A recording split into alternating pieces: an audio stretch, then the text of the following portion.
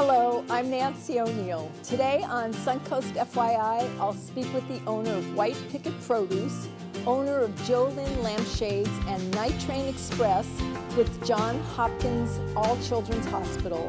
Coming up next on Suncoast FYI.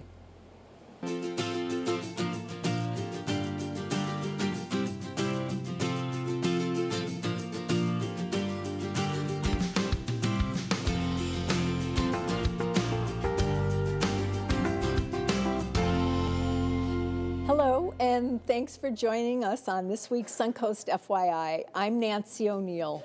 We're going to begin the program with Sharon Voss. Sharon is the owner of White Picket Produce, a business she started to educate the Suncoast about how to eat sustainable food and how important it is to know where your food actually comes from.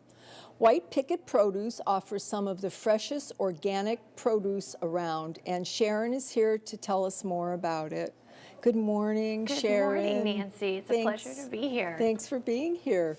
Well, I know that you've brought a lot of lovely produce with us, and so why don't we start with a very important thing. Right now, raspberries are in season, Right. And we know they have a short shelf life. So what have you done to extend that shelf life here? They do. So raspberries, all berries right now are in season, and I did a little experiment here on how to wash and store your berries. So I took 1/4 of a cup of white vinegar and 4 cups of water, and I soaked the berries, removed them, and made sure they were really dry. Drying your fruit is really important.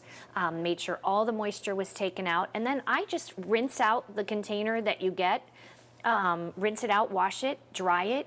I put a paper towel, and then I put the berries back in. So this is the container that I did the vinegar on, and this is the container that I just soaked in water. And you can tell just by the paper towel that these berries are starting to break down a lot quicker than the ones that were soaked in the white vinegar. Okay. Once you soak them in the vinegar, you want to then rinse them off. Okay. But they don't taste like vinegar at all. It's just that was my amazing. next question, whether you rinsed them off afterwards or not. Okay, That's so okay. and how about vegetables? I mean, is there a similar trick to storing vegetables, or? I try to tell people when you come home from the grocery store, or once you receive the box of produce, you want to remove everything from those little the bags that you typically get at the grocery store, the really thin ones. You want to wash. Some of the produce gets washed. Some of it you can wait until you store it. But you want to use. I include one of these green bags with all of our new customers get one of these green bags. Okay. This is lettuce in here, but I wrap it in a paper towel.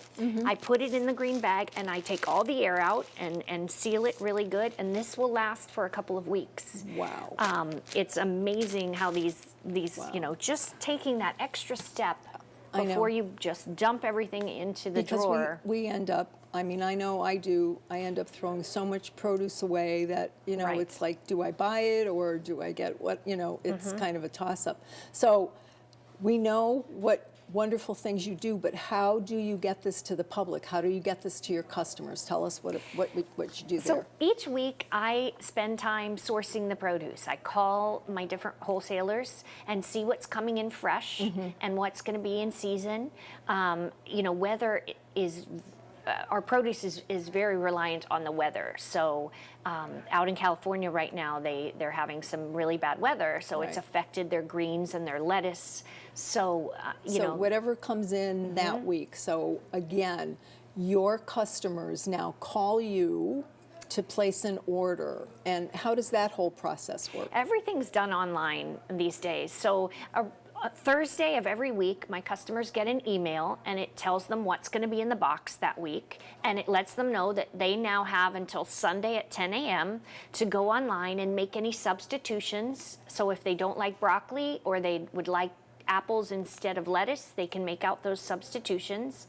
They can also add things to the box: farm fresh eggs, local honey, sprouted fresh grain bread, different things. I also have chicken, bison, grass-fed beef that they can add to the box. A little bit of everything. Now, There's a cost involved with this. I know Correct. delivery is free, Right. but your minimum orders for free delivery starts at $35. $35. Correct.